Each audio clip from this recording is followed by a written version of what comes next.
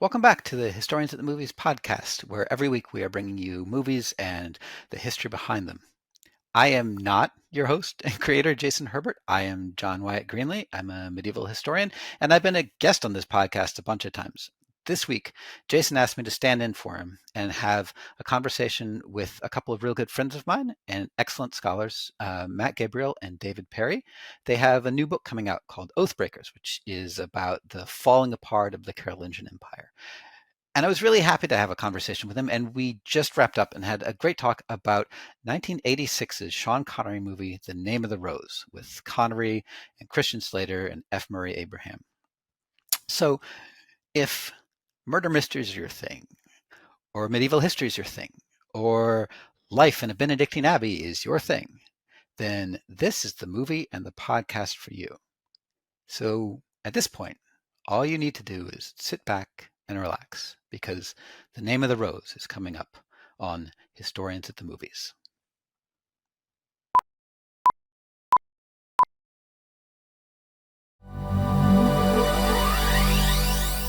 We are here with Matt Gabriele and David Perry, and we're here to talk about The Name of the Rose and about their new book. And we're going to try to kind of run those things together and see what we can do with it.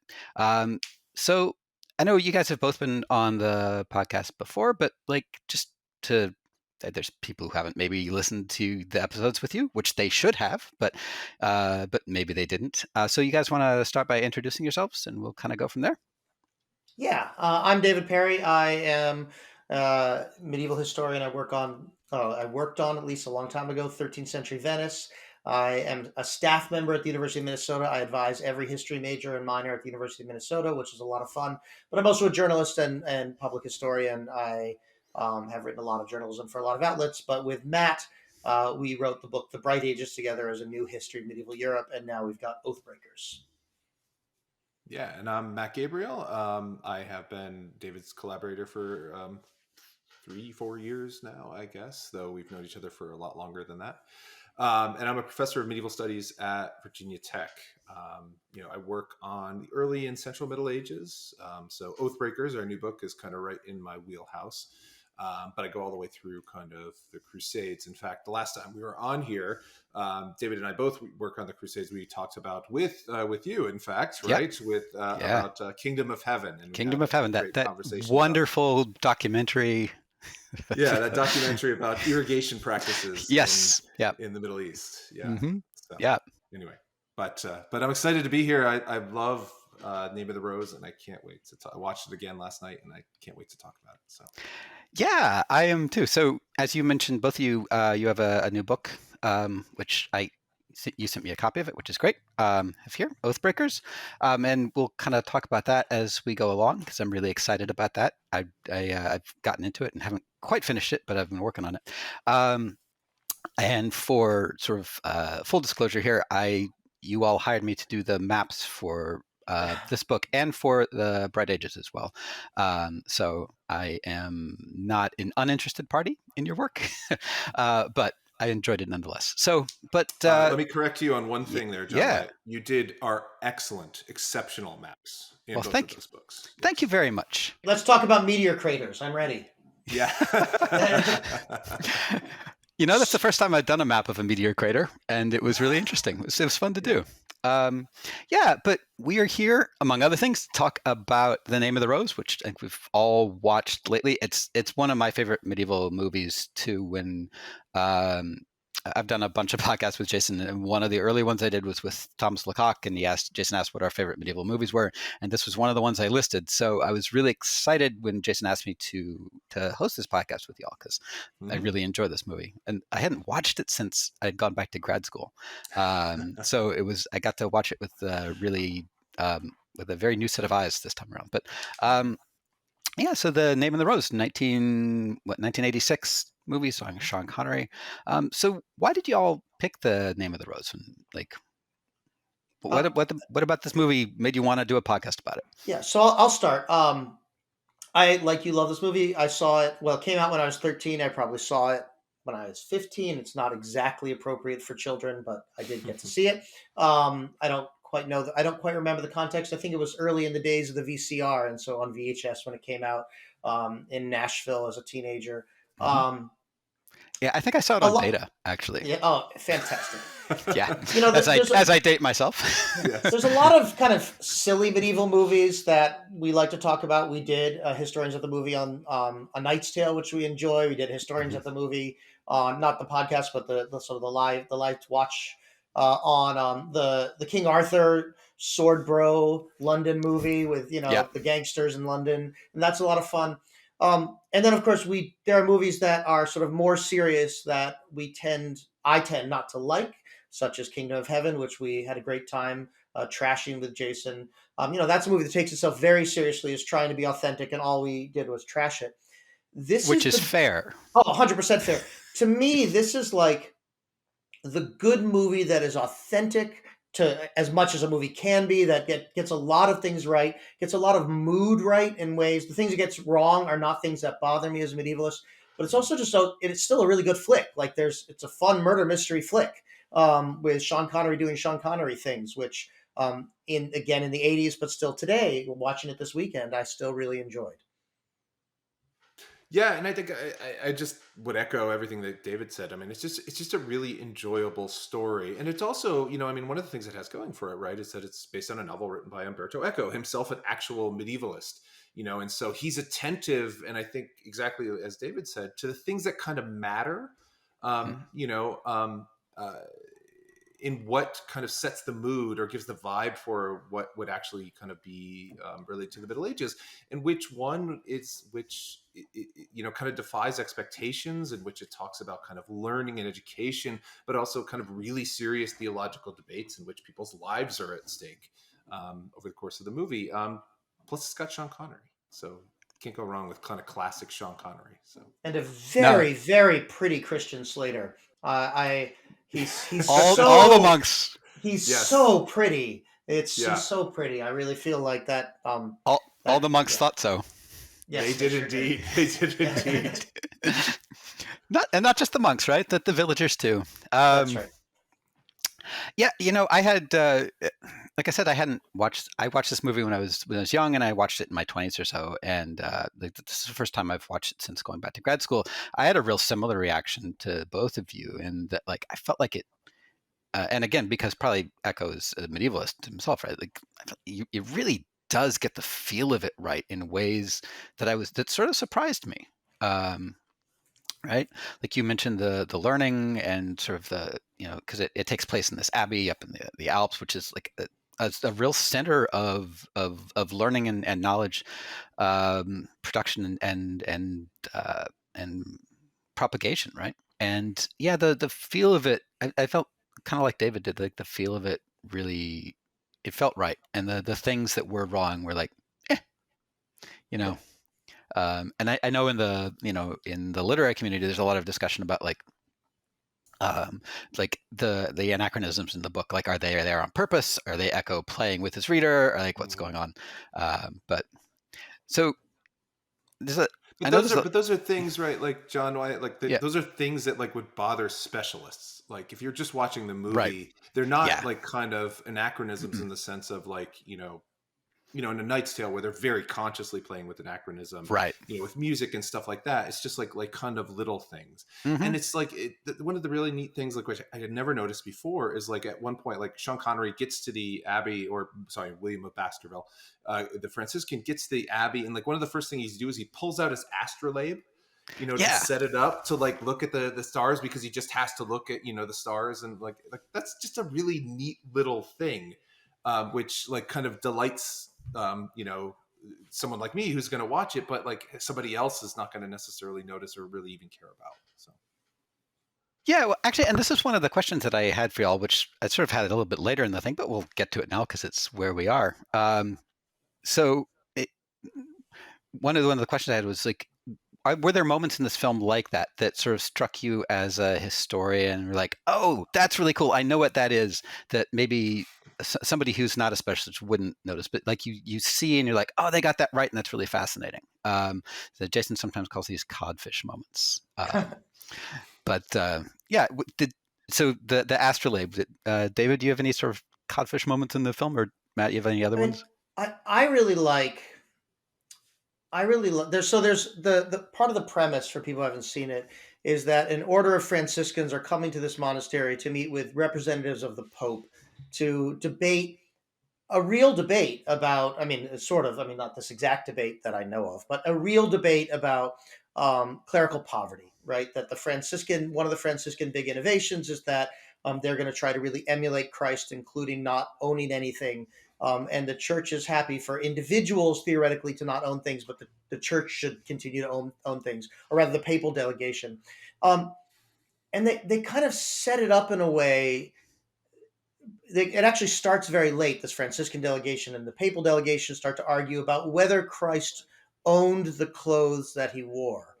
And what I love about that is it both has a kind of reality and absurdity to it that's also real, right? Like on the one hand, it's sort of hilarious, these jewel bedecked guy, and then these incredibly serious, monks in simple robes arguing about whether Jesus owned clothes, which Mm-hmm. is a little silly, but also while being silly, and I think some of these debates were pretty silly historically, but because it happens late in the movie, you understand the seriousness, you understand the stakes, you understand that there are different kinds of Christianities living amongst each other and in sometimes in harmony, if not sort of happy harmony, but at least coexistence, and sometimes with a real threat of violence or at least dissolution of a major religious order. And so the ability to both, they don't get together and have a debate, should the Franciscan order exist? But this more technical thing about owning clothes, and yet with the context really big. And I can't think of anything like that in,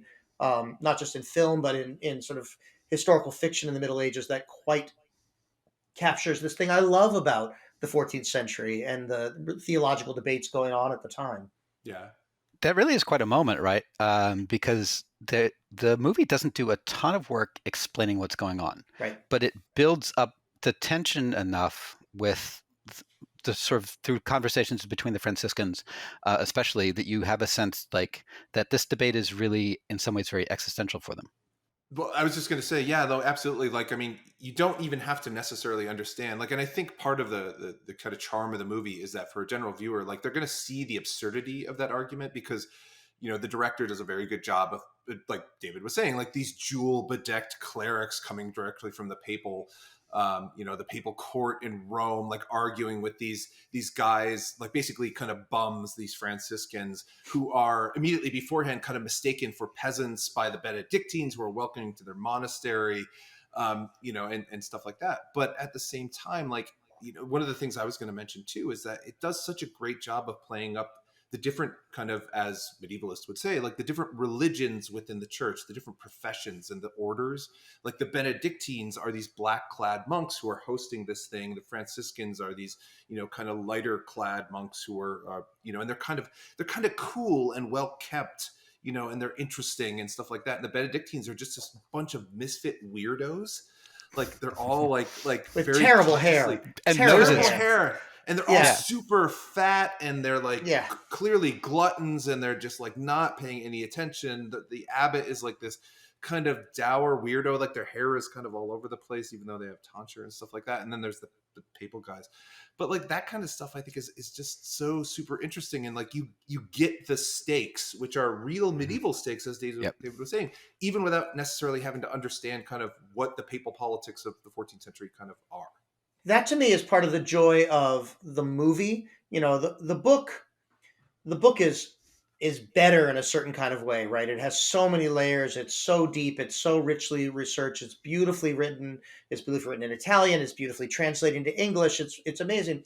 But you actually have to know a lot to get into it at all. And even if you know a lot, it can be a little bit of a slog to get into and get going. And I recently, started rereading it. I did not finish a reread of it because It's it's like a lot. 500 pages, man. It's amazing, but it's so much work. Whereas this movie is not work. Oh, it's a murder mystery. Look, there's Sherlock Holmes, except he's William of Baskerville, and you're there. You're ready. You're on your way. There's a conspiracy going on. Like these things are so, and the visual communication of a movie that a book, Echo can describe things, and surely does. I mean, he's in some ways an art historian. I mean, not exactly, but like he's Right. so interested in images, and his descriptions are amazing, but they run for pages sometimes. Whereas here, it's just, oh well, we've actually set this in a monastery, and we're going to show you the monastery, and then we've got really well costumed people go, and so it's one of the few moments where an adaptation of an amazing book into a film adds something really, rather than, I mean, things are lost too, but it adds so much that I'm just delighted to be talking about it and to have seen it again recently. I really love which I never noticed before, is the little, there's a little line at the very beginning of the movie, which says it's a palimpsest of Umberto Eco's novel, which I thought was so delightful. Oh, I missed that. Yeah, That's fantastic. It's like right before the credit, right before the title. Actually, like while the credits are running at the beginning, it just says that, and it's just like, oh, what a neat little thing, which only nerds like us would kind of get. And it's such a delightful way of saying, like, look, we're honoring the book, but this is a different thing, and we've layered something else on top of it. Yeah. No, that's really fascinating. So why don't we kind of take a second and back up and kind of talk through what's going on with the movie, right? So we start with, because we kind of jumped into the middle of it, and and that's maybe my fault, but it is what it is, man. Right. So we start with our two sort of primary protagonists, right? So William of Baskerville, this Franciscan monk, and his novice Adso, who is they're going to this monastery up in the middle of nowhere in the Alps, like really in the middle of nowhere, for this conference. And so can you, David sort of talked about this a little bit, but like you guys want to talk about kind of what they're doing there? What's this debate there? They're coming for a debate with the Pope. Like, why are they debating with the Pope, and what's going on there? Why are they coming to this monastery? So I think we got to start a little right with the Franciscan order, for people who for some reason have not spent the most of their lives thinking about 13th century Italy. I don't understand, but apparently some people don't spend as much time thinking about that as I do. So some people make bad choices, man. That's right. So the Francis from the Franciscan order, Francis of Assisi, a 13th century saint that I like to say is, for medieval Christians, becomes the most popular Christian since Christ in a certain kind of way. He's an international celebrity within the Catholic and really, I think, even beyond the Catholic world. He, through his intensive emulation of how he sees living like the apostles. So it's convenient. He has exactly the same number of followers as Christ had the apostles. He receives the stigmata, but the wounds of Christ. He lives in abject poverty, but he really has a kind of charismatic humility that is something that is very much used to be very difficult for me to describe. But actually, when Pope Francis, who took that name on purpose, was becoming a global celebrity, he was I think very intentionally trying to pattern himself after Saint Francis, hence the names. So the Franciscan movement becomes wildly successful. When you get a monastic movement that becomes successful, lay Christians give them a lot of money, but they have a vow of poverty, and so then we have this real tension about what that means and how that's going to work. They are given sort of the right to exist in the 13th century by Pope Innocent III, again, 100 years before this movie. But these tensions about, well, you've got this church that is composed of, it's not a landowner, it is, I don't know, 10,000 landowners, but 10,000 really big landowners that are loosely connected in this rapidly institutionalizing organization. When Matt and I talk in Oathbreakers, we talk about the church. We do not talk about the church. We'd say there is no the church. But in the 14th century, there are people who at least want there to be the church, and they often compete with each other. So these are kind of the global international politics, or not global, but international politics of wealth and power, but with a deep theological, a deep intellectual division that is really genuine. And again, when I talk about the Franciscans and their opposition, people are saying, "Oh, well, their opposition just wanted the money," and that is something of the message in this movie. But I think that's not actually how we should read it historically, is that there's real difference of opinion about what is the church. What does it mean to be a monk? What does it mean to be a priest? What is the role of these people? And then what does God think of all of this? Which is an important question, right? And it's the important question, but hard to know. So that's kind of these are these big picture stakes, none of which a viewer has to know to get into the movie and get a sense, oh, there are factions of the church and there's a conspiracy, and again, here's Sherlock Holmes. And I think, I mean, just to kind of bring it back specifically to the movie, is like it sets up this debate really well, but it also sets up the stakes because there's this guy who's already, when Sean Connery and Christian Slater arrive, William of Baskerville and Adso of Melk arrive, there's already one of the Franciscans there, this guy named Ubertino. And he's like on the run from the Inquisition. Like he's a Franciscan. He's part of, kind of, as David was saying, like part of the quote unquote church, but he's been accused of heresy. Like he's suspect. And so that makes it really clear. Like there's a real danger to this debate. Like there's real stakes to what's going on. And then they have the good fortune for us, liking the movie, to walking into this mysterious murder, or this mysterious death, I should say, which has just happened at the monastery, and kind of rolls from there. And it becomes a murder mystery with this all other thing about this theological debate, with the stakes of people being maybe burned at the stake, which, spoiler alert, people do get burned at the stake at the end, kind of setting the backdrop to this. But not the pretty ones. Not the pretty ones. No, not the pretty ones. So that's an even bigger spoiler alert, depending on who you think is pretty in this movie.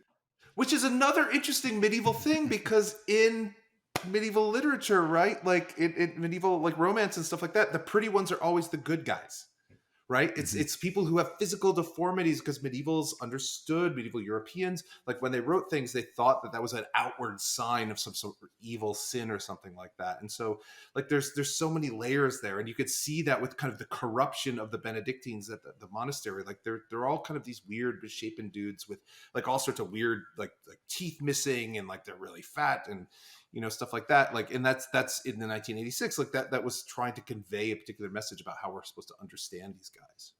So why are so you mentioned the Benedictines, and they're the ones with the abbey, and they're the ones with all the money, for the same reason that David talked about, like the reason the Franciscans are having these debates, right? Because Saint Benedict starts the Benedictine order as essentially a sort of a poverty driven order, and it accumulates wealth because people want to give to it, and by the time we get to this movie, they're fat and lazy, right?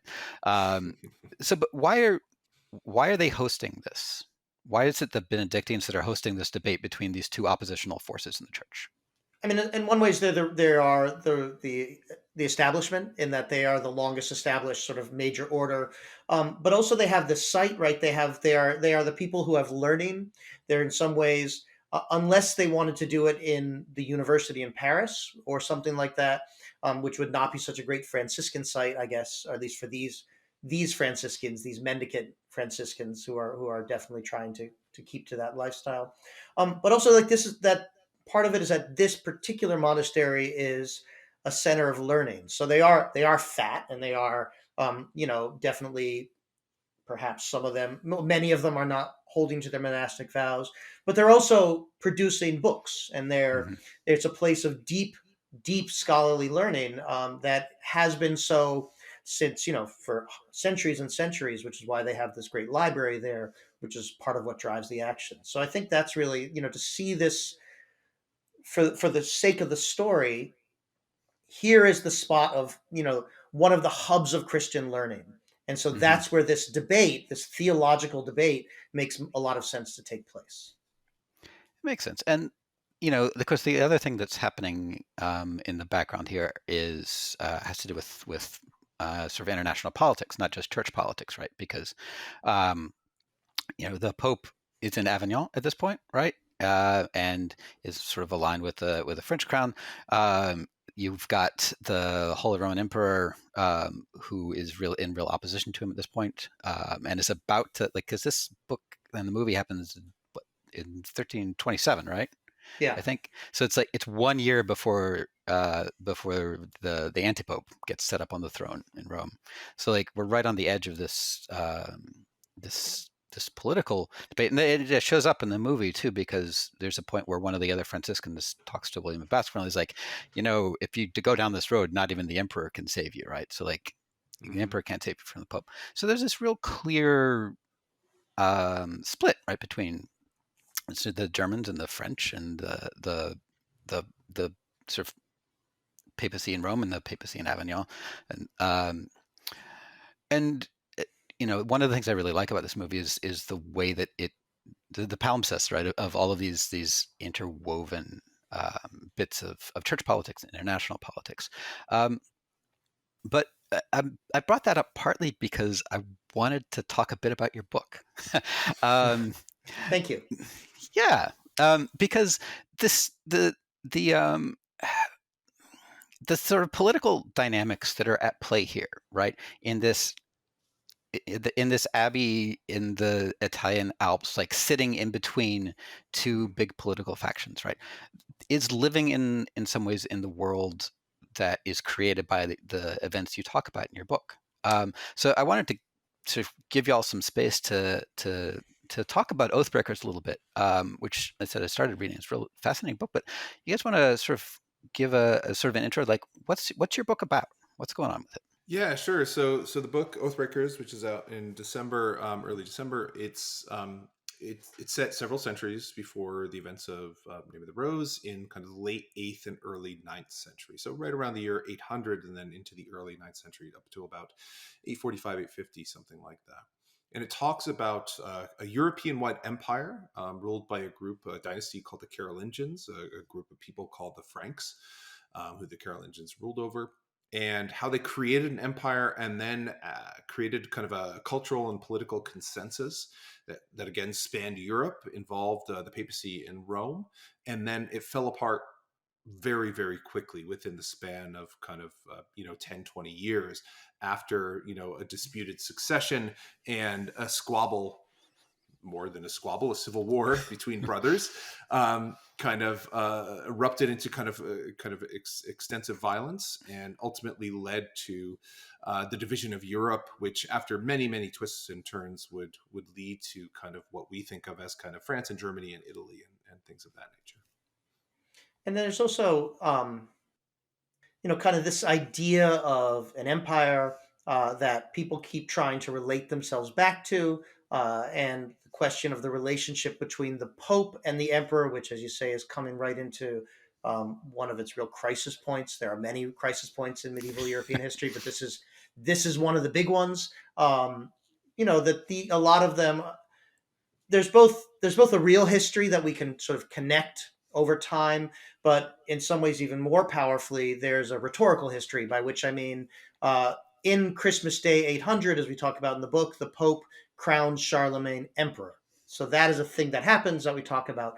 But what it means and what it means for papal power versus imperial power is a debate. And it's a debate that continues for centuries and centuries and is absolutely a major point once again here in the 14th century, as we enter into Name of the Rose, because it's sort of unprecedented, or it is unprecedented, but then it creates a precedent. But for whom? Is it the Pope with the power? Is it the Emperor with the power? What does that mean? Who gets to decide who is Pope? And so when we have the King of France saying, well, it's not exactly me, but it's not me, so now you're at Avignon. And then we have the emperors saying, well, actually, no, it's totally us, so now we have another Pope. I think there is a few moments where we have three popes. It's very exciting. And it's exciting, for a joke. It's jokingly kind of exciting, but for people living in the 14th century, it's overwhelming. It's a real, it's hasn't happened before. There's lots of other bad things going on, like the Black Death down the road, and lots of war, and so it's a really kind of overwhelming moment. And setting a story, from the perspective of a novelist, Umberto Eco, or this film, right before that's happening, but when all the tensions are there, all the players are on the field, they just sort of haven't taken that first step yet, is very dramatic. And I'll say we have a bunch of moments like that in our book too, where like we know that there's going to be an all-out civil war, and we know because there was one, and we actually tell. We give that away in the first line. We talk about the big battle that we get to literally in the first couple lines of the book. But then we want to assemble these tensions and get these people sort of onto the field and make clear what their stakes are, and their positions are, so that we can then have the battle make sense and have meaning for the reader when they encounter it. Yeah, one of the things reading through your book that I thought was really fascinating was the way that the Carolingians sort of walk their way up to fighting each other, right? There's a bunch of points where they almost do, right? They don't quite get to it until they do, and when they do, it's a really big deal, right?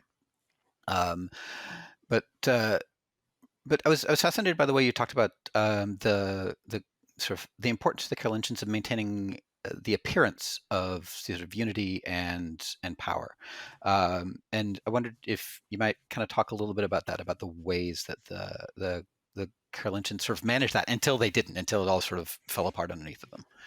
Yeah, I mean, I think, you see that in some ways, like we were talking about kind of the divisions within the church in the film, right? So there's Benedictines, Franciscans, and then kind of the papal envoys and stuff like that. But like they all kind of considered themselves, they certainly all considered themselves Christians, though there would be some kind of squabbles about, whether they're good Christians or bad Christians, or something like that. And I think that in a kind of similar way, the story that we're trying to tell with a much earlier period about what the way the empire is that it's an illusion of unity, but it's a very powerful illusion that the Franks themselves, this group, had created very consciously in order to justify their rule, to justify the extent of their power, but also, and I mean that kind of politically, but also theologically, about like why God would allow the Franks to rise to such heights, to claim the imperial title in Rome, to rule a landmass which encompassed almost all of Western Europe, as well as some of Central Europe and a little bit of Eastern Europe as well, all the way from the North Sea and the English Channel down to central Italy and across the Pyrenees up into to Denmark and into Saxony and places like that. And by the time we get to the outbreak of the Civil War, the moments just before the Civil War, like they forgot that they had created this lie for themselves, and they it was so powerful that they believed it. And so, and the reason that's important is because that myth of unity suggested that they themselves had some sort of special place in God's plan for the world. And so to actually fight one another was a huge step. And so they were always willing to walk up to the brink of the cliff, but nobody was ever willing to jump off until finally somebody did in June of 841 with this Battle of Fontenoy that we talk about. And I think that that's really important, is that violence is inconceivable until it happens, until it becomes conceivable. And I think one of the things that we're trying to say is that although the Franks themselves saw it as a shock when the Civil War actually broke out and the Franks started to kill one another, if you look back at the long history of the Franks themselves, of imperial politics, is that it's very precedented. Like there's hints of this, of things that are building in this way. In the same way that the tensions that Francis was or the tensions that were revealed when Francis developed, his own kind of spiritual path and developed his order afterwards, were very common, but it was going to cause tension. Like it was going to erupt into these kind of theological controversies. And so, if you look at the long history of these events, they make a lot more sense. Part of the story that you tell in the book talks about the way that they sort of build this understanding of themselves, right? And part of it has to do with things that they create, and part of it has to do with things that they hide, right? Like you talk about how there are years in the archives that like are not there because the story they want to tell is about a sort of bloodless and peaceful transition of power, but that's pretty questionable. And the fact that like the archival evidence is missing from those critical moments tells you that maybe that's not what happened. Do I sort of understand that to be sort of the point you were making? I was actually, because I knew we were going to talk about this movie and then also talk about our book, I was thinking about that in the context of this movie, which is about a book, a single book, which then could be destroyed or not. And if it is destroyed, then it's gone from the record, right? Except for people kind of remembering having seen it. But there is, one of the things Matt and I talk about all the time is that the Middle Ages are knowable. There's lots of sources that you can work with them, and that's all true. But there is certainly a fragility of any particular source, of any particular moment necessarily surviving. And that fragility isn't just because, of rats and floods and fire, although those things happen. I mean, there's a fire in the archive I most would have wanted to read about 20 years after the events I'd most like to know about. Those sources are gone. So sometimes it's just that. But also, it can be deliberate, and that's something that the movie is very important. The deliberateness of controlling history and controlling information, and very much part of our story too. There's a big coup in the year 750, 751. There's a source, and its only job is to say what happens every year, but it conveniently doesn't have them only for the years of that coup. So could it just be rats, fire, flood? Sure. But that doesn't actually seem all that likely. Mm-hmm. And again, I just want one more thing. Sorry, like it's easy to imagine, I don't know, Stalin, right, erasing people out of his photos. It's something that we know modern people control sort of these histories, but I think there's often a lack of thought about the ways in which people have done that at other moments, including during the Middle Ages.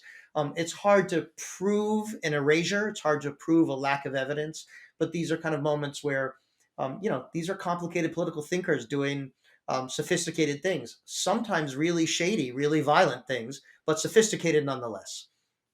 Yeah, and I think that's true, especially for the sources that we're talking about in our book. Is that because we know something about the modes in which, or the methods in which these were composed, where they were composed, who they were composed by, we know that they had a close connection to the Carolingian court, for example, and so it is entirely plausible, and in fact very likely, that they're telling a particular type of story, and one in order to present the Carolingians and the Franks in the kind of the best light possible. And so things like sons rebelling against their fathers, maybe they don't seem so great. And so you maybe just kind of efface that. But then oftentimes what's really interesting is like the truth kind of comes out, right? There's a revision, there's another source that kind of talks about it from another way, or obliquely references it. And I think that's one of those things, like, kind of, again, tying it back to the movie, is that like there's this book that's this great mystery, which is at the center of the mystery, but like people know about it, and you can't get to that book, that William and Adso don't get to the book kind of going directly at it. They can kind of attack it from these different ways, and they can find out a little bit more about it by and that's kind of the process by which I think we're trying to, kind of approach this complicated past. Yeah, and I mean that is the movie hinges right on this one text, this one this one Aristotelian text, and sort of and one person, essentially one person's effort to control it and keep it out of the sort of public domain in a sense, and it winds up being sort of the impetus for a series of kind of unconnected murders, right? That William stumbles into. We've got this monastery in the Alps with this fantastic scriptorium, doing really amazing work. I don't know where they're getting all of their vellum, but that's sort of that's maybe just don't see a single sheep or anything like that. No. I thought there might have been a goat somewhere, but I'd have to go back, and we should just rewatch the movie just looking for goats. Just looking for goats. Yeah, there didn't seem to be the sort of like tannery works necessary to actually support that kind of work, but that's a logistical issue. This is the danger of having an environmental historian in the room. Right, but so it turns on this book, this like Aristotle's second book of Poetics, right, which is not extant, right? We do not have that book, right? Which is part of Echo's kind of plot twist here, right? But there's a copy of it in this monastery in the middle of nowhere. How likely is that? Totally likely. 100% likely. One of the things that we have this whole history like of the rediscovery of classical texts in the Renaissance, and these Renaissance men are very impressed with themselves for having found these texts. They were just in the library. They were usually just in monastic libraries, and while monks were not using them to recreate a narrative of sort of classical Renaissance, right, of rebirth, they were keeping them, and they were keeping them on purpose, and they were copying them, and they were illuminating them, and they're right there. So we actually have lots of examples of lost texts from antiquity found during the Renaissance. and those are important moments, and I mean, they do spark certain kinds of intellectual movements that are real. As you both know, I'm sort of a Renaissance denier, but there are things that happen. There are intellectual movements that happen, and a lot of them are because somebody reads these texts they didn't have access to normally, and then they make them more accessible, often using things like printing. And the Venetian printing industry is really important in this. Um, but they find them in just sort of monasteries, probably some in the Alps. Actually, there's probably a map somewhere of classical manuscripts discovered in the 15th century and Hmm. plotting them. But finding them in the Italian Alps is a totally plausible place uh, to do it. So in some ways, that's one of the least implausible things in this. That a rare text that otherwise hadn't been known would be just in this monastery. That it would not be. There's no circulation. There's not. The whole point of going to a monastery is just to stay there, not to travel around, though people do. Hmm. So I actually find that entirely believable. I think that would be very interesting, maybe to the people who are listening, is to understand like how many classic texts exist in like one manuscript, right? Like Hmm. Mm-hmm. one copy, like Beowulf, Yeah. right? Like Beowulf is a everybody's read Beowulf, right? If you've gone through the American or English educational system, you've read it in some English class at some point. Like one manuscript, man, like one kind of cruddy manuscript, which now is in the British Library, and it's a really lovely manuscript to look at. But like it exists in one manuscript. That we Lucretius's almost lost. that we almost lost. Absolutely, could have as David said, what fire, rats, and flood. Yep. Yeah. Yeah, I mean, like very easily could have been lost, in one of the more famous, fires that destroyed a whole lot of medieval manuscripts. Stuff or even like Roman texts, like Lucretius. Like Lucretius exists, De Rerum Naturam, on the nature of things, like exists, a kind of a classic of a certain type of Roman philosophy, like exists in one manuscript. Like, and it was a manuscript, if I'm remembering correctly, like found at the bottom of a cask of ale or something like that. Like the monk had copied it and kind of hidden it. I don't know if that's apocryphal or not, but it's a good story, so I'm going to tell it right now, and now it's true. That's a very medieval way of dealing with it. It The is name absolutely of the name of the rosé. There we go. the name's there. You go. Yeah, that's the unwritten sequel that That's Echo, right. had produced. My fan. That's my fanfic. That's the fanfic. Yeah. There's got to be Echo fanfic out there, right?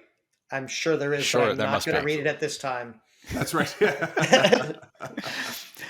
Right, and I mean that's one of the like the narratives of the Renaissance, right? Is that like these sort of these people going up from Florence to scour medieval monasteries in the Alps and Germany and France and England, and like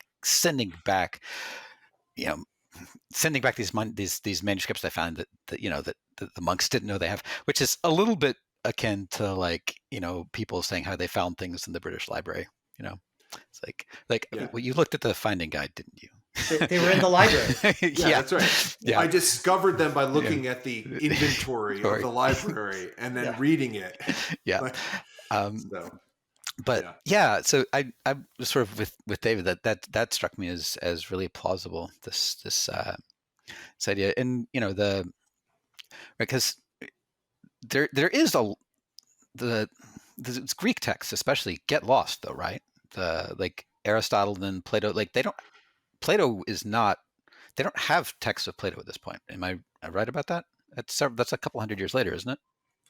I don't know, but I think it is important, right? A lot of these things get lost, and a lot of them come back to medieval Europe not because they've been preserved through, classical Greece and Rome, and then in the Roman world, and then sort of copied forward, but through Arabic translations, and then Arabic translations that then move into the Mediterranean world, and then sometimes move into Greek, sometimes into Latin, sometimes into Judeo-Arabic, right? But I mean that are moving through these networks of exchange that are not, Cicero put this down here and then died, and then later Leonardo da Vinci picked it up, or Petrarch or whoever, right? There's these long complicated chains of transmission. Yeah, And I think that's extremely important to remember too. Is that by the movie set in about early 14th century, like 1320s, something like that, late 1320s, it would be extremely normal for educated churchmen to know about Aristotle, to have read Aristotle, to have read many commentaries on Aristotle by Islamic thinkers like Avicenna, Averroes, people like that. Aquinas, Bonaventure, things of that nature. So like, this is not weird. So like that William of Baskerville knows these texts and had heard of them and was maybe even like really excited that this text might exist in this particular monastery. Like, total normal thing, like really realistic in that way.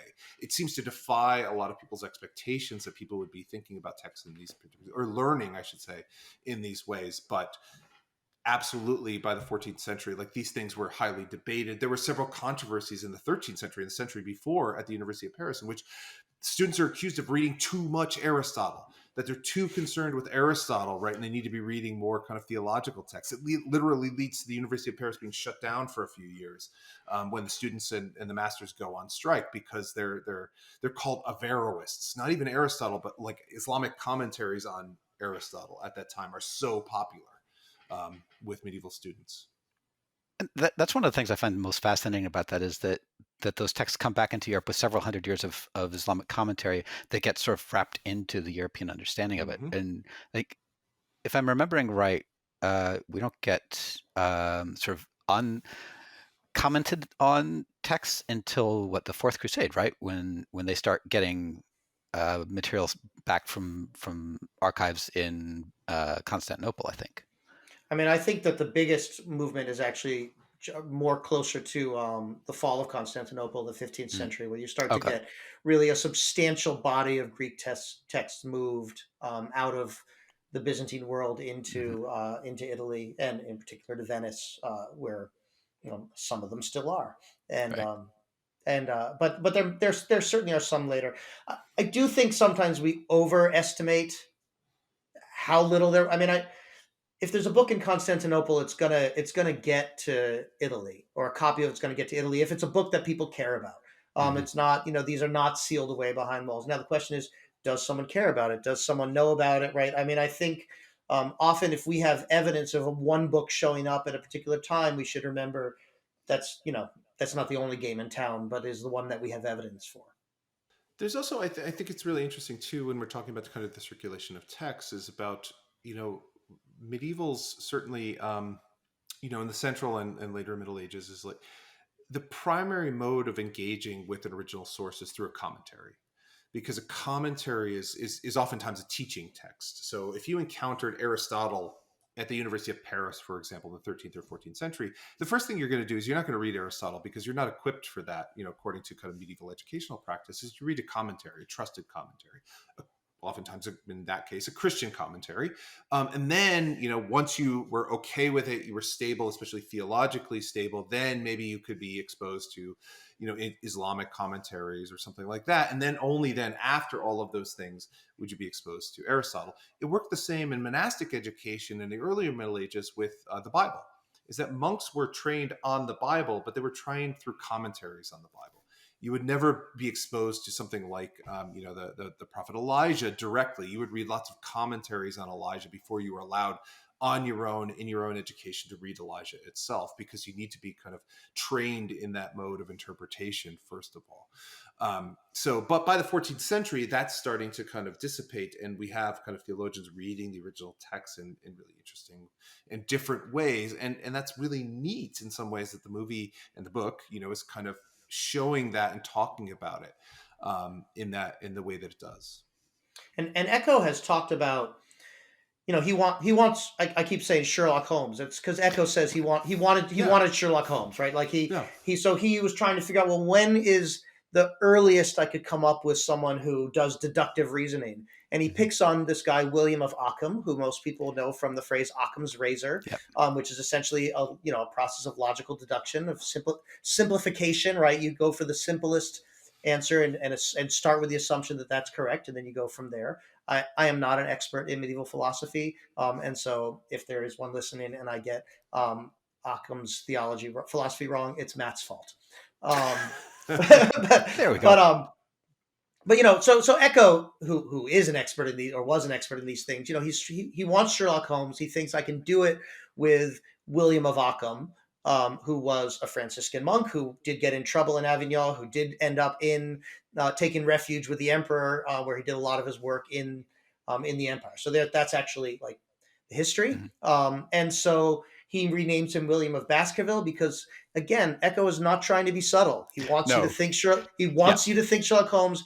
In the movie, when at one point Sean Connery says, "It's elementary, my dear Adso," right? Like these Yes. are these kinds of winks are intentional, but they're intentional because he can back it up by saying, yes, Mm. there are people who are thinking differently about truth, about nature, about reason, about logic, about authority, about relationship to sources, enough that he can invent this character of William of Baskerville out of William of Ockham, out of the movements, the intellectual movements of the early 14th century, and to this medievalist anyway, and I think to all three of us, make it feel real enough in a way Mhm. while still giving us Sherlock Holmes. Yeah. Yeah. The name is a fun giveaway, right? The sort of the Yeah. this is he's from Baskerville. It's and he's a bit of a hound at that. Um, uh, so what do we what do y'all make of Connery's sort of interpretation of the character in the film? I mean, I don't know how you could go wrong with kind of classic Sean Connery. I mean, I think he kind of eats up the the screen whenever he's there. It's so clearly to me, it's just Sean Connery like playing, like he's Mm-hmm. just like, I mean, he kind of fits this kind of slightly not slightly but pretty arrogant Franciscan monk who's very learned, very sure of his own abilities, but at the same time like kind of thoughtful and like with a little bit of a dark past, which you learn about over the course of the movie and stuff like that. So I mean, yeah, and also like also kind of a fish out of water at this Mm-hmm. monastery, right? Like, and I think he really, and they do interesting things with the casting and the with the accents that are there. Everybody's speaking English, of course, but all the Benedictines have particular types of accents.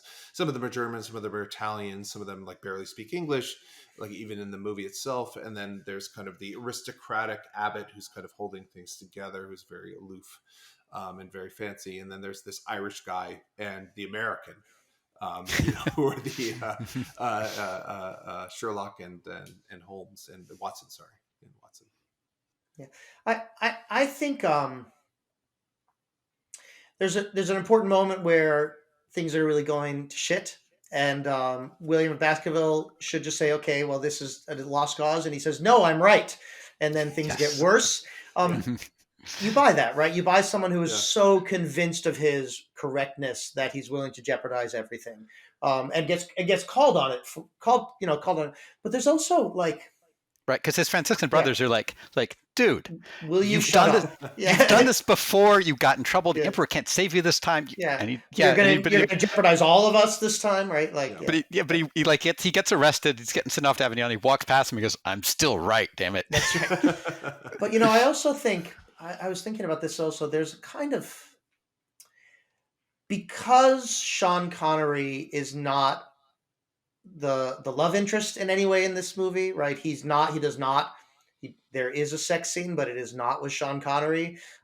He is not, as opposed to other movies in this era in which he often was the heartthrob for a much younger woman, in various films. Actually, like, really continued throughout his whole James career. That Bond, right? Yeah. he was James Yep. Bond, but then also like Rising Sun or whatever. I mean, Yeah. all these other Yeah. sort of movies where he got to be the heartthrob, because he's not doing that, because he is in love with maybe himself, but also with knowledge, and then his relationship with this young novice who does have more earthly desires. There's a kind of sweetness in those scenes that I'm not used to seeing from Sean Connery, that I really liked, where he's talking about love and saying love is terrible, and Adso says, I thought love was best, and he's like, no, love of God, not love of Yeah. God, right? That's a very non Sean Connery thing to say in some ways, and makes this performance special for me. I mean, he's one of the few characters in the movie who doesn't show any sort of sexual interest at all, right?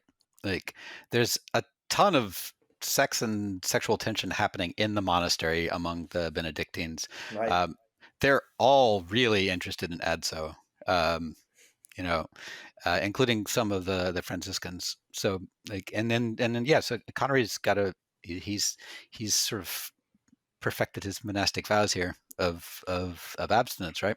And Yeah, I mean, that is a really interesting choice. I wouldn't want to call him, Ace. But though if Ace people want to find, see him in their headcanon, that's great. What I'm really interested in though, is you know people who study medieval sexuality, people like one of my old professors, Ruth Karras, talk about celibacy as a sexual orientation. Hmm. They don't want to just take modern terms and cast them back, but they do see people operating within ways of sexual orientations they think is useful, and to think of celibacy as a sexual orientation, you don't get a lot of that in depictions of monks in fiction. And here, and if you do, it's just sort of way over the top, right? As someone who's so, but Connery is earthly. He is very much present in the Hmm. scene. He's not a mystic. He's not, not like some of the other figures in this movie, but he is celibate, and there seems no reason to think, there's a moment when a peasant's breast is exposed when she's been taken captured and the monks are peeking through their fingers at it. They know they shouldn't look, but they're looking. He is not. I mean, he's just not. He is just on a different place, and that's. I guess I haven't seen that very often, and I was glad to see it. He is in love with himself a little bit, and he is in love Yeah, with knowledge and learning, right? And Matt talked about the astrolabe sort of at the beginning, right? Like it's one of the first things he does when he shows up is he sort of finds the sort of the path of the moon and sort of fixes where he is in the world. I had a question about that though. One of the things that's really fascinating to me about him and the astrolabe is he gets it out when he gets the first thing he does when he gets to his room, right? He gets it out and checks on it, and then the abbot comes and knocks on his door and he covers it up.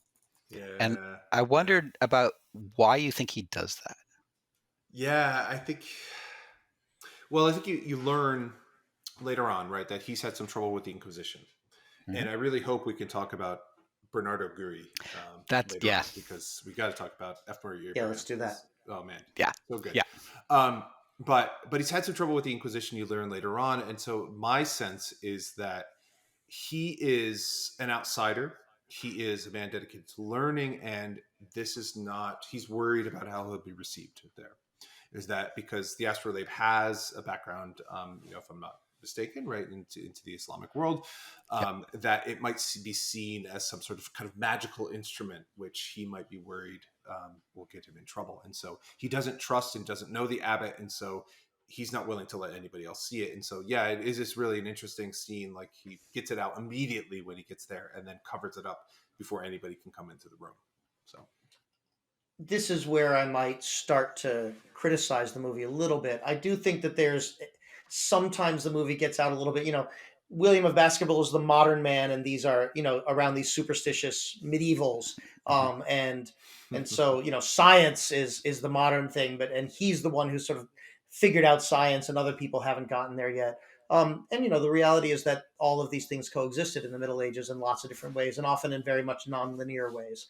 But as criticisms go, I can kind of live with it.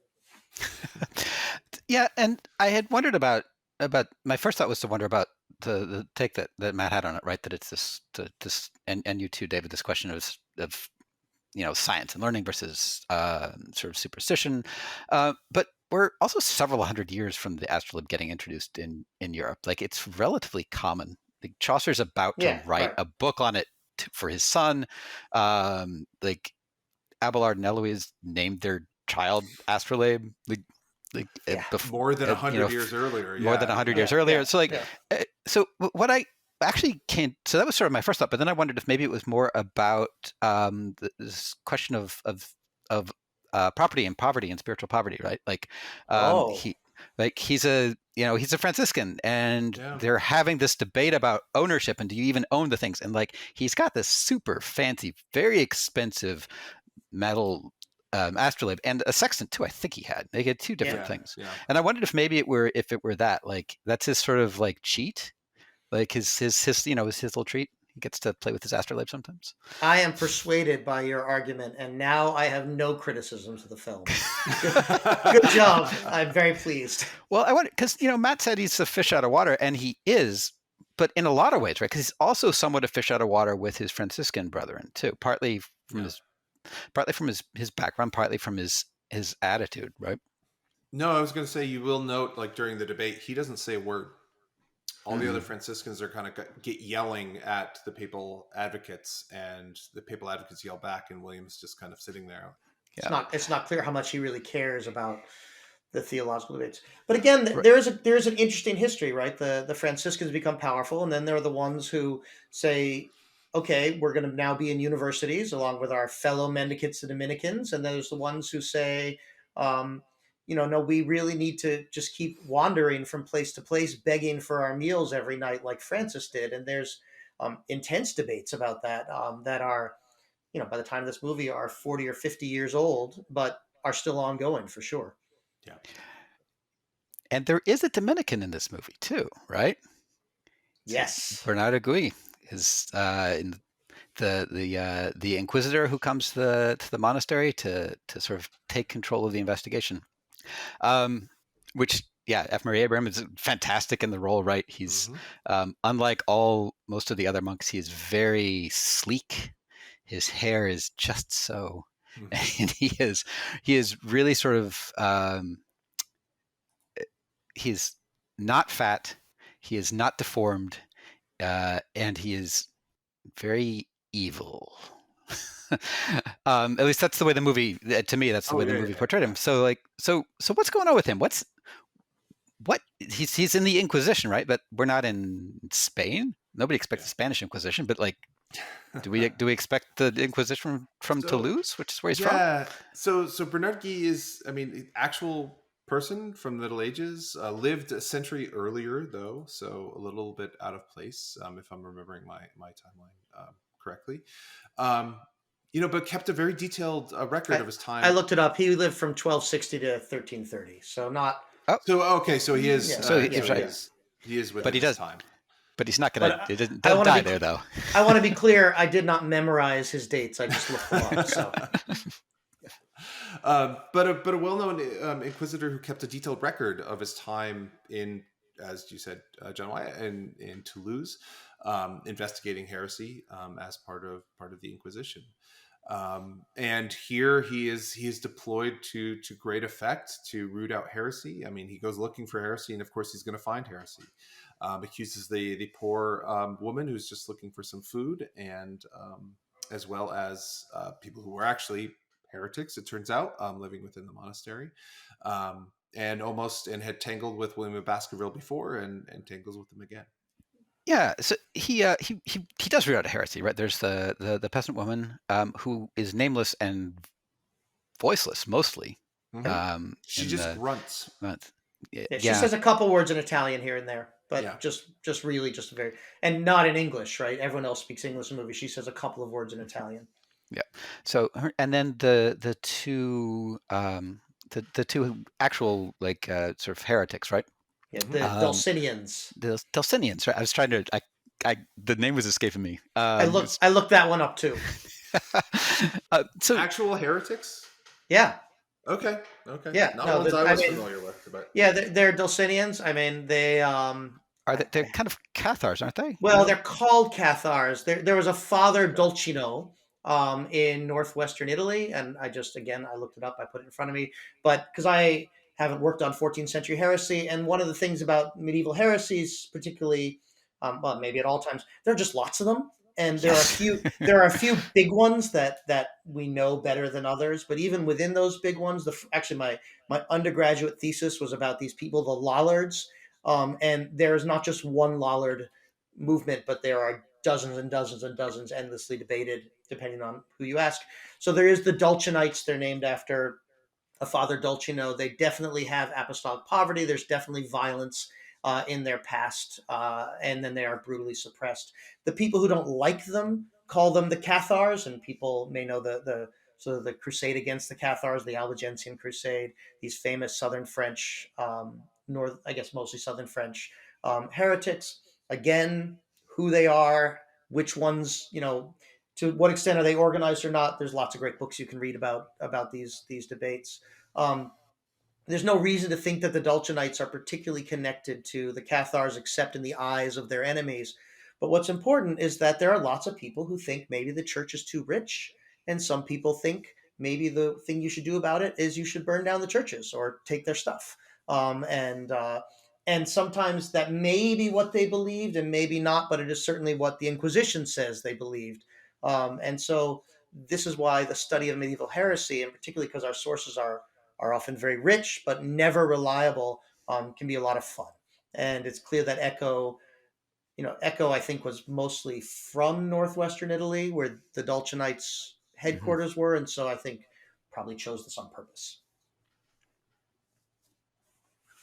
How likely is it that say a pair of Tolkienites would have escaped the Inquisition and like sought refuge in a Benedictine monastery in the Alps somewhere?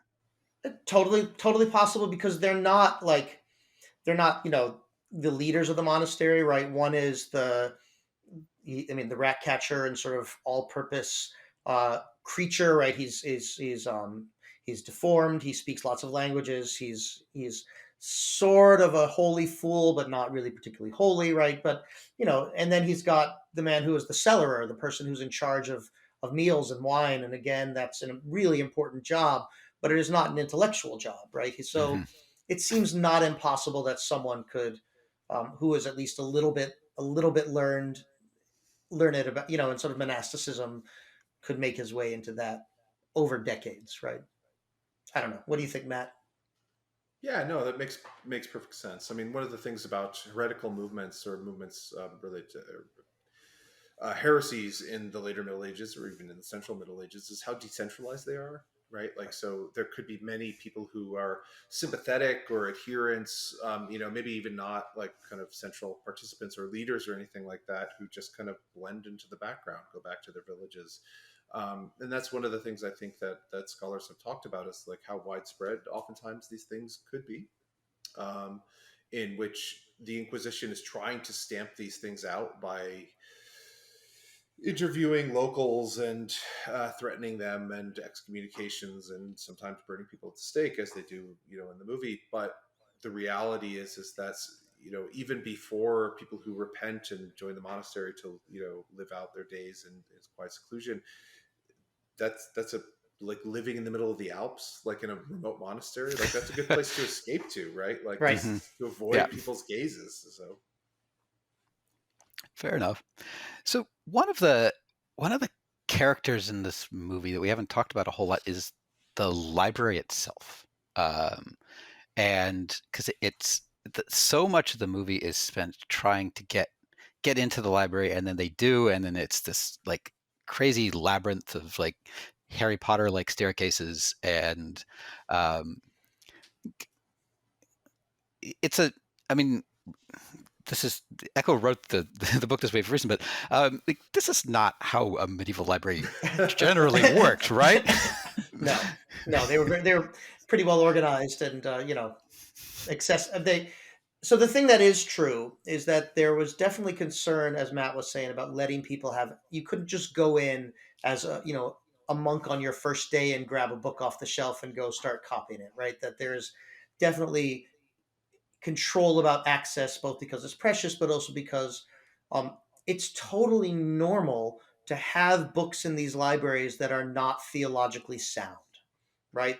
That are not totally normal to have books that have pagan roots, that have come from other parts of the world, that come out of other Christianities, or that are just really complicated. And like the Bible, if you just sit down and read the Bible, you might get it wrong, and that's a real problem. So that idea that there would be a librarian or an assistant librarian controlling access and making sure you're ready for something, that's totally believable. They were not built in really complicated zodiac, um, which is that's underplayed in the movie, but in the book, right? Really complicated zodiac related monastic, labyrinthine rooms, but they could have been. Well, yes. Um, Yeah, yeah. no. One of the things I really like about that library scene, though, is goes back to the earlier thing we were talking about, is that at one point they're lost, and Baskerville shouts to Adzo, pick up a book and just start reading aloud.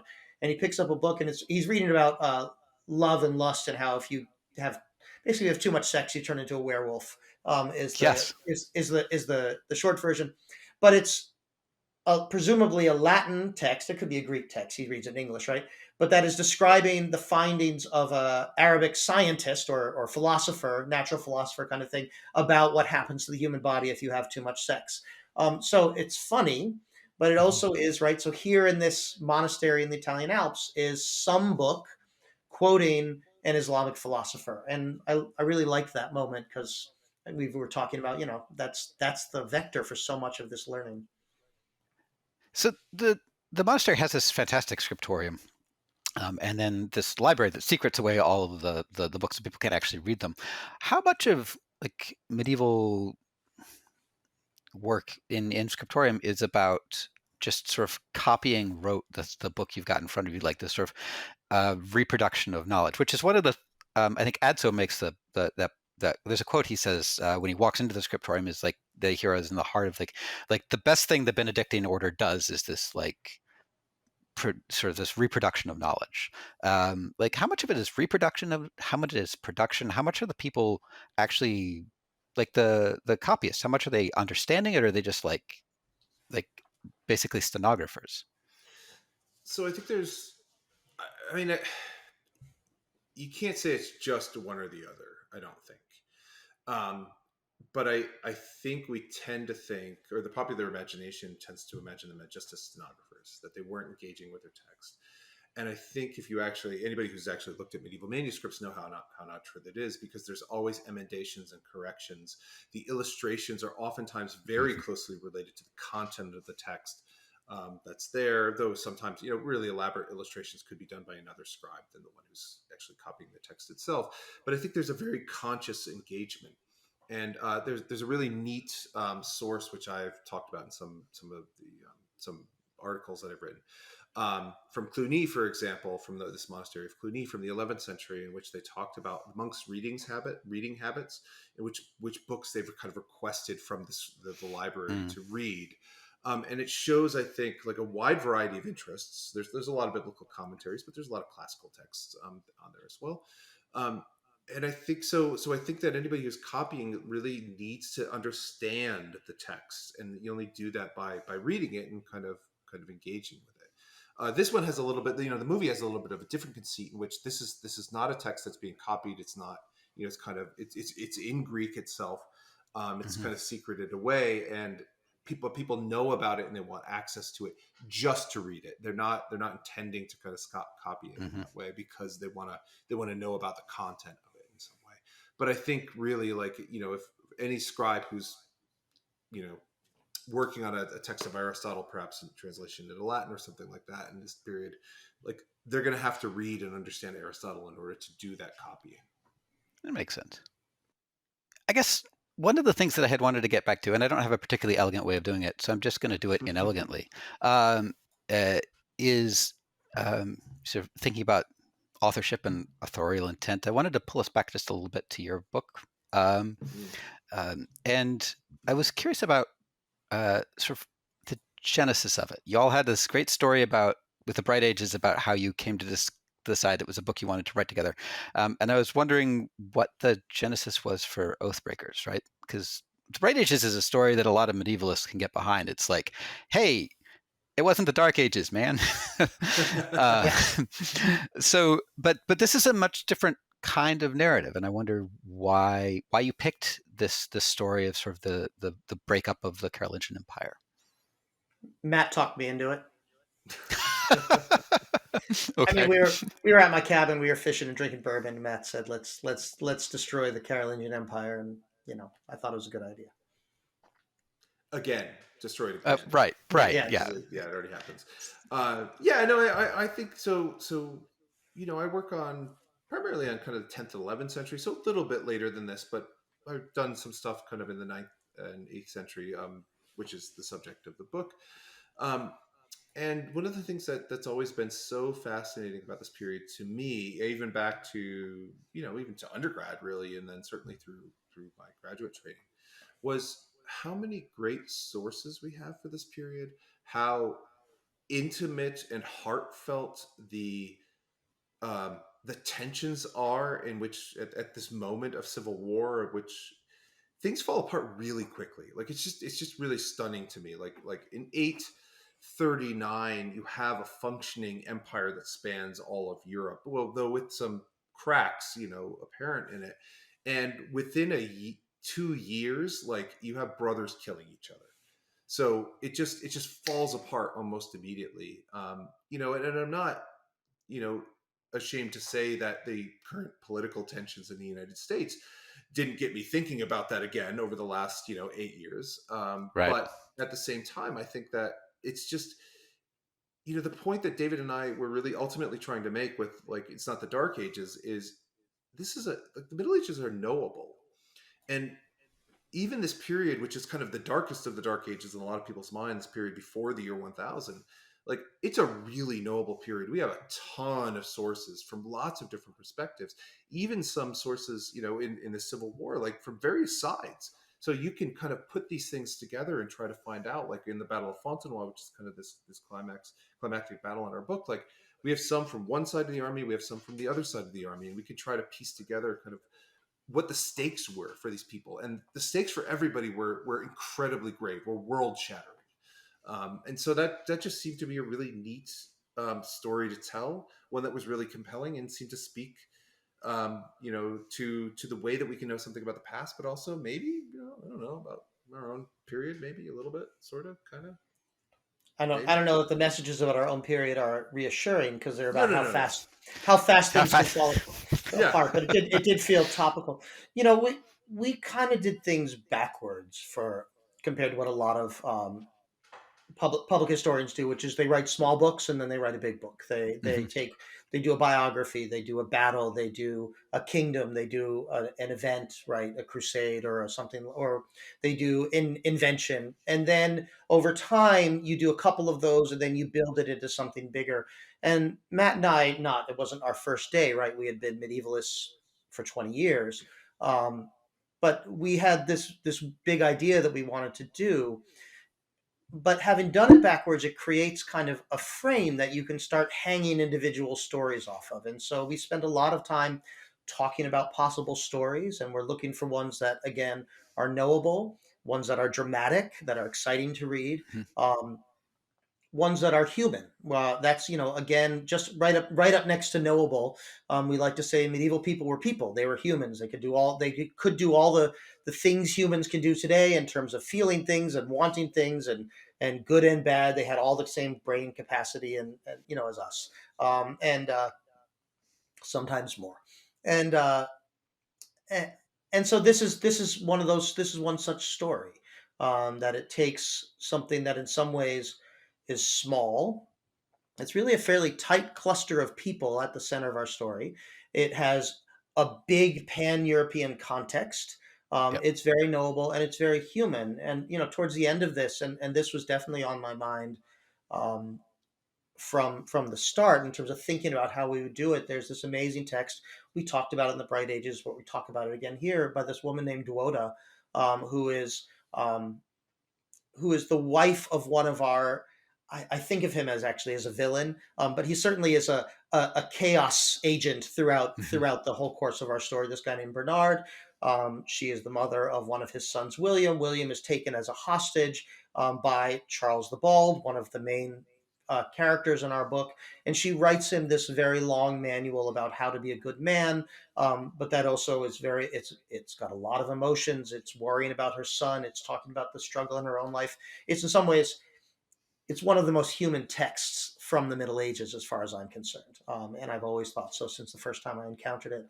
So this was that was very much on my mind as something that, like, we didn't write the Book of Dwoda. That would be a good book. That'd be a Hmm. good popular book. You could do that. But I knew that we had this kind of this emotional content that's happening to every single person we encounter along the way, even if we only have one source that really makes it plain. And that was very compelling for me. Yeah, I've taught that parts of her letter before, and I found the students really resonate with it because it's so relatable and so human, and you can read it and be like that could have been written by somebody during the U.S. Civil War. It could have been written 10 years ago, right? Yeah. Like with I was with some just with thinking. some Yeah. with some Yeah. little, like, swap some things in and out. But like you could put some Ken Burns music behind it and Yeah. like play to have somebody read it over sort of a sepia tone battlefield. It'd be Yeah. like you you wouldn't be able to tell the difference.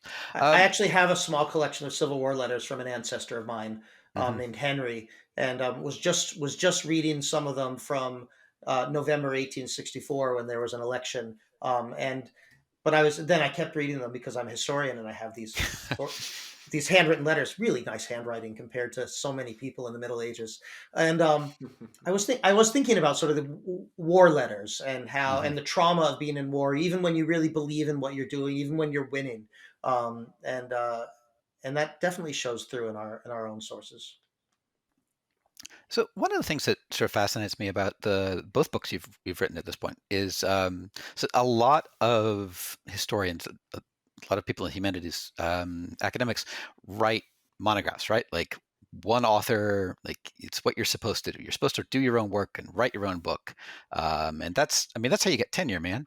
Um, but this is the second book that you have co-authored, and I wondered how you found the process of writing with each other, because that's not always sort of the standard in as medievalists, right? Yeah, I mean, let me just start by saying I think it should be, or it could be, right. We're in an era in which Hmm. particularly graduate programs are getting shorter. There's less funding. There's less time to learn all the languages you need. And I'd really like to see more collaboration built into formal academic training for historians. So that's my own little side hobby horse. But I do think it's true. Um, but Matt and I were friends, and we had this idea, and we had these shared frustrations, and we had done a little bit of writing together, and so we thought we'd try this out. And I guess now we're almost 200,000 published words into our book writing career together, so it seems like it's going. Um, Yeah. I don't know. You can take it, Matt. Yeah, no, I think, and I want to emphasize, I want to build on something David said, what David said at the beginning too, is that I think it's actually a fiction, but it's a useful fiction that we tell ourselves, that we work alone, because we don't, right? Like, if you're in this at all, from any sort of graduate work all the way up to, professorship, or even some undergraduate work, like, you're never actually writing anything by yourself. Like, you got to work with, if you're a student, like, you work with your professor, you might talk with your colleagues in your class, you might do these things, and, like, you're not actually composing the words, but you are running ideas by people, you're getting feedback, you're asking for, help with kind of formulating things. Like, this is stuff that we do very naturally, and it's very much part of the process. We don't think of it as the writing process, but it is. Like, that's the way these things work. The thing that's different about kind of what David and I do, or what formal co-authorship, is that, you know we've just kind of formalized that relationship, in which I'll write a few thousand words of crap, and I will send it to David and say, "Hey, fix it."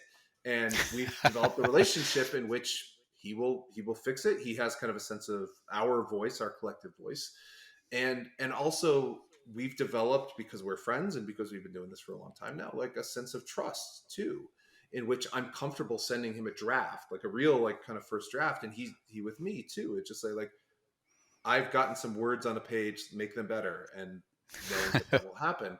And I think that's, if you want to move into that more formal process, is just work with somebody you trust, that not necessarily that you think is kind of the smartest person or anything like that. David is one of the smartest people I know, um, but at the same time, like, it's just somebody that you're comfortable sending those words, and can make them better, that you work well together, that you're stronger as a pair. So, and I think that's something that can be done, and probably should be done more, because really, when you're working with a colleague that the relationships works well, like, it really is kind of half the work. Sometimes you co-work, you work with somebody and it's twice the work. Like, absolutely, that's true. But, like, when it works, it really is kind of half the work, and you build something better together. And you have one of the important parts of any writing process is to get that text in front of another brain. right? Hmm.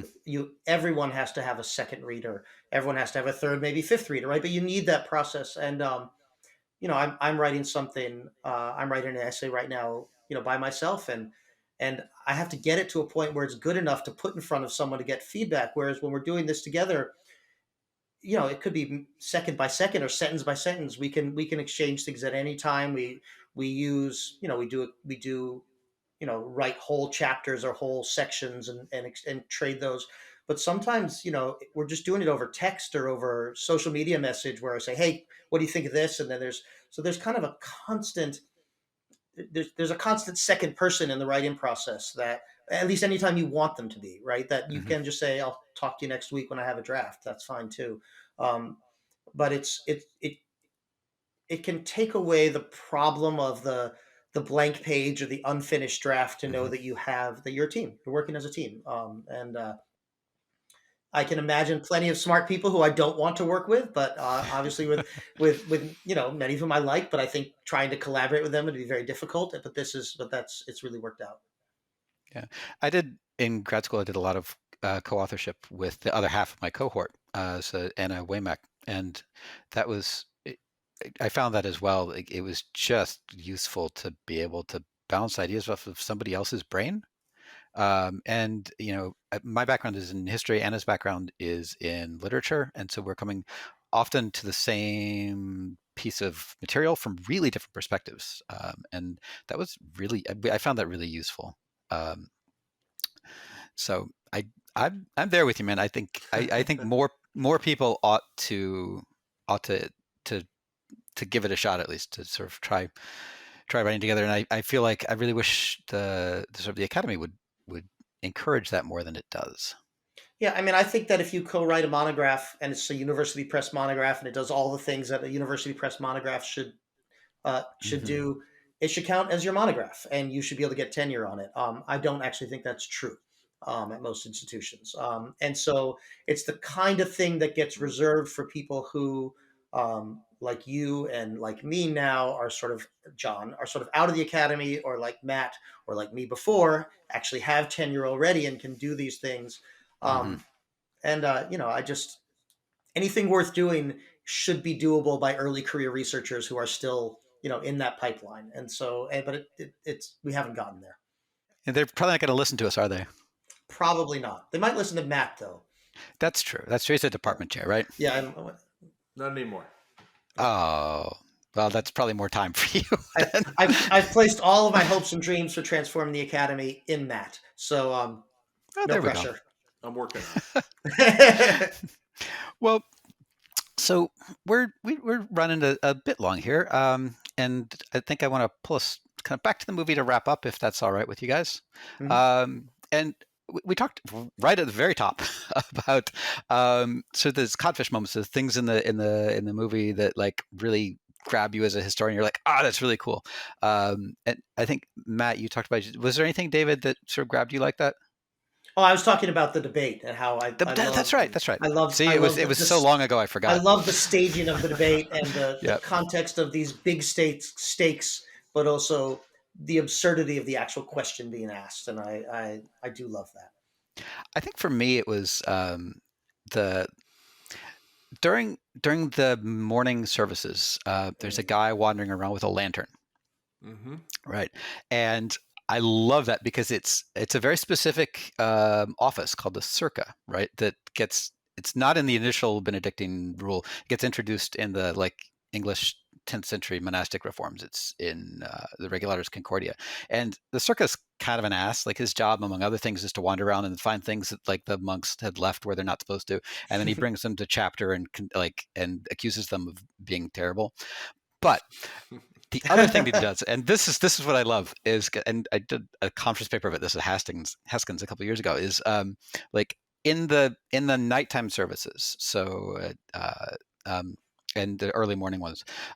What his job is he's supposed to wait until about halfway through the service, and then he's supposed to pick up his lantern. And he's supposed to like wander around the choir looking for brothers who've fallen asleep.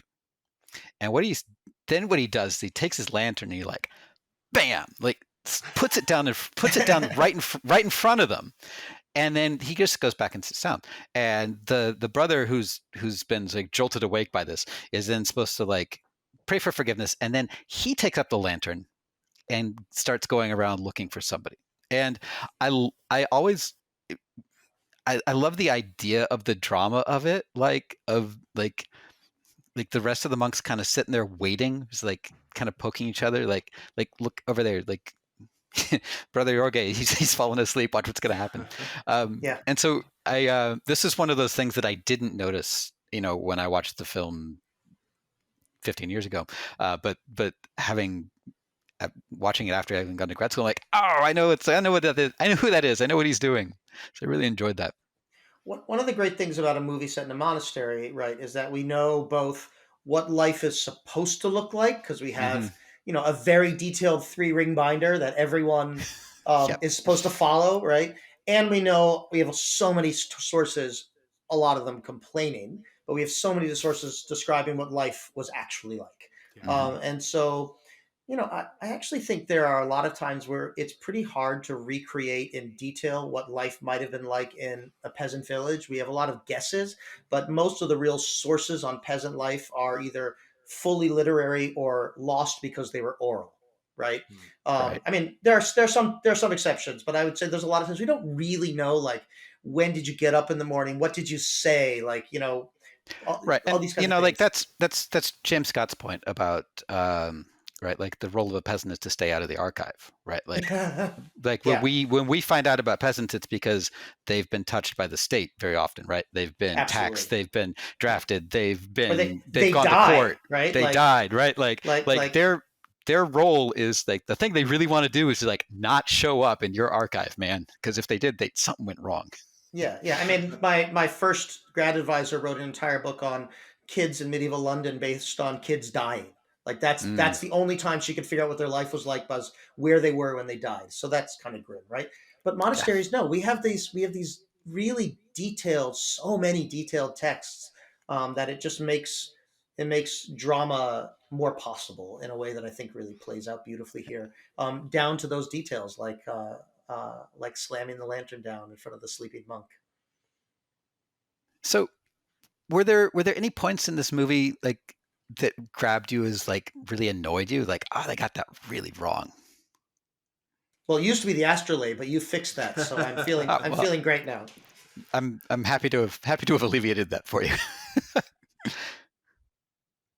um, I th- I would say generally no.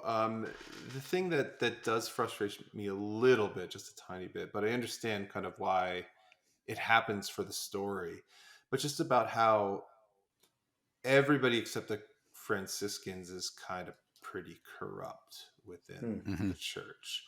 Is that there's not even none of the Benedictines, none of the monks are really kind of redeemable. They're all kind of venal and corrupt and stuff like that. Everybody from the papal court, all the Inquisition, even the friars generally, like William of Baskerville kind of sets himself apart, but like they're kind of self-righteous jerks. And one of them at the very end is running off with the treasury from the monastery. Oh, I didn't notice that. Is Yeah, Oh, I it it's one thought of I the thought that was one of the peasants. Do you think that was one of the friars? there's one with there's a couple of people leaving with carrying stuff and a couple of them presents, but I think the last one carrying like the big jeweled box is one of the friars. Yeah. Is it Well, I'm going really? to go back and look for that. Now I know. Now I gotta go check that. Yeah. So yeah, I mean, I think that's a little. I mean, like I understand what they're trying to do with that story, but Hmm.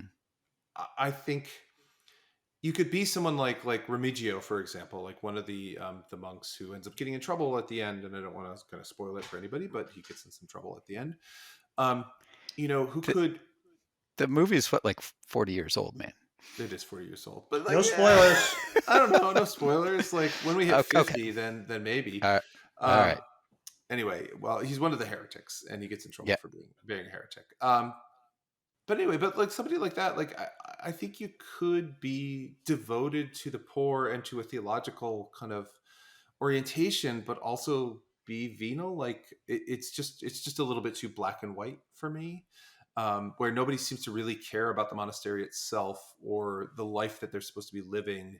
Hmm. Um, you know, but but again, like I think that's a narrative choice rather than anything kind of substantive about the Middle Ages. So I think the one little thing that grabbed me is and kind of annoy me just a little bit, and it's a small thing, right? Because I think we all agree, like this is a really well done movie, just in terms of like it's at the feel and a lot of what it's showing about the sort of medieval life in a monastery.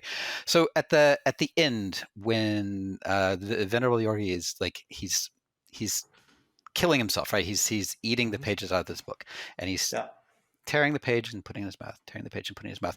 And it took me a second to realize that that's paper. yeah, The bookies, he's just like ripping little bits of paper out. And I'm like, wait a minute, they're not writing books on paper. And and also like the way that the books go up in flames is also paper. Yeah. So that was like, that's sort of the only thing that really grabbed me, is like, that's wrong, man. That's really wrong. Because it's not paper. And then I tried to imagine him like ripping strips off the vellum, and that was just kind of funny. like I mean, you could chew on a corner of vellum for a long time without really doing anything, without really doing any damage.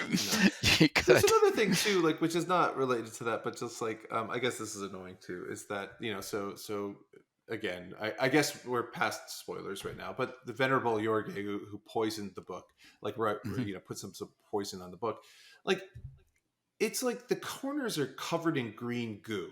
Like, did nobody notice that? Like they zoom in on the corners, which has the poison on it, and it's not like subtle thing or anything like that. It's just like all the corners are covered in green goo, and like not a single person noticed that. They're like, hey, my finger tastes weird. Like what's going on here? Like after one taste. Although it made me think, there's a woman named Kate Rudy who works on medieval female monastics, or late medieval female monastics, and has a great project called Dirty Books, in which she's literally looking for the corners of books on vellum that are dirtiest, because her theory is those are the ones that people are reading the most. Because often a medieval book, medieval books contain many, many texts. So which ones are they flipping to and reading a lot? So she's using science to figure out, 15th century female monastic reading habits. So I kept thinking about Dirty Books, but Matt's right. Like it's slimy green. Someone's probably going to notice that. Probably. I did think so. Since I knew what the story was watching the film this time, I did notice the movie does a really nice job of setting up the fact that they all lick their fingers dramatically when they turn pages, right? like from the very beginning, there's a ton of just like turn the page. Like it's very clear that like that's part of the Benedictine training, is like how you turn pages. Whereas when I tried that in the British Library, they threw me right out. It was, that is frowned upon. And you should just be like, look, it's right there. Yeah, I know. And they would have told you that they're doing it for your health, because you never know when they're poisoned, and you obviously can't tell. That's right. So, true. All right. Well, so I guess that'll bring us to kind of our last question here, and it's sort of the traditional historians of the movie question. So I feel compelled to ask it, right? Is this a history movie? Oh yeah, absolutely. I don't think it's even a question. I don't think the movie works if it's not in a 14th century monastery with these particular tensions happening. That any other kind of Sherlock Holmes movie that isn't in this 14th century just doesn't work.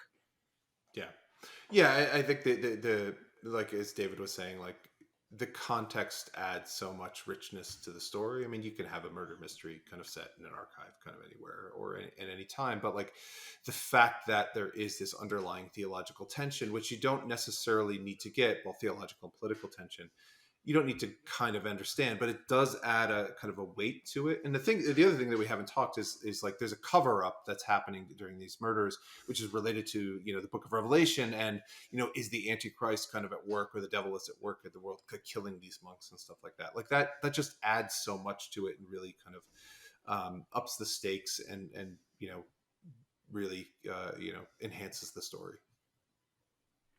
Yeah, and that was kind of my take too. It's sort of authentically set and authentically told, and partly because Echo's trained medievalist, right? He knows what he's talking about. Yeah. And I think you're right. It doesn't work so well. I mean, there are murder mysteries in abbeys, right? But I think it doesn't work as well taken out of context. Um, yeah. So Matt and David, thank you so much for being here. You want to sort of on our way out the door, you want to tell people where they can find you and where they can find your book and when they can get it? Oathbreakers comes out from HarperCollins on the 10th of December. It is the Christmas present that every history lover in your life most wants. It is bright and shiny and gold. It has a sword on the cover. Think how happy they will be when you buy this for them. These days, I'm mostly on Blue Sky, but you can find our newsletter. If you look for a modern medieval newsletter on Button Down, you'll find us there. Yeah, and I'll just add that that for if there are any UK listeners, European listeners, the book comes out in January, early January, in the UK. But again, find us on our newsletter or on Blue Sky. We'd love to talk about all things medieval, including movies. All right. Well, again, thank you guys so much. I really enjoyed the conversation. And I am going to look forward to seeing the book in bookstores, man. Talk to you Us soon, too. John. Yeah. Thanks, Yeah. John. Take care. Yep. You too.